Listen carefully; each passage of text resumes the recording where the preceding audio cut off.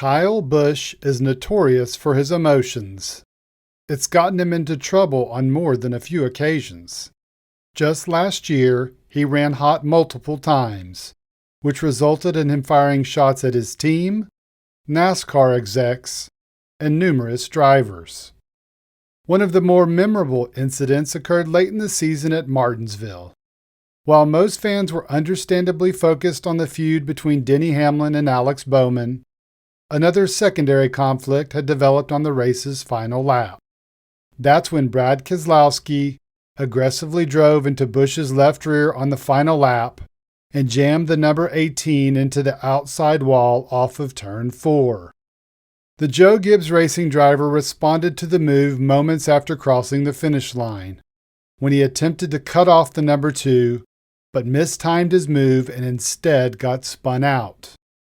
A few minutes after the race, the no-holds-barred Busch didn't hold back. Well, he drills my ass coming out of 4 for no reason. I mean, where was he going? What was he going to do? Spin me out? He was trying to do a Harvick is what he was trying to do.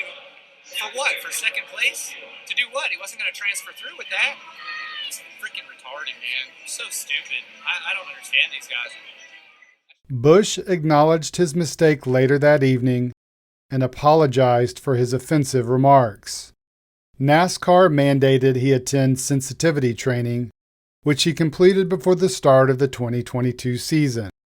This year, Busch has been his normal self, and he's had NASCAR in his crosshairs on multiple occasions, including one time earlier in the year when he expressed his disdain for the new practice format.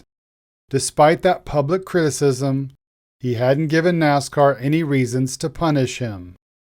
However, his teammate Denny Hamlin was first to the principal's office last week after posting a racially insensitive tweet directed at Kyle Larson, which earned the 3-time Daytona 500 winner a sensitivity training appointment.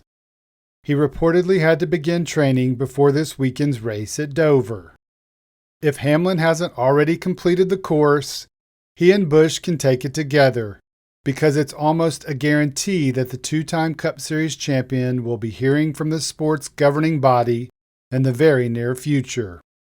That's because at the conclusion of Stage 2 in Dover, after Busch had led a lot of laps but finished second behind Ryan Blaney, the JGR driver let his frustration boil over and used almost the exact same phrasing he used in his post-race interview at Martinsville, except this wasn't the sanitized version, and he included a couple of F-bombs.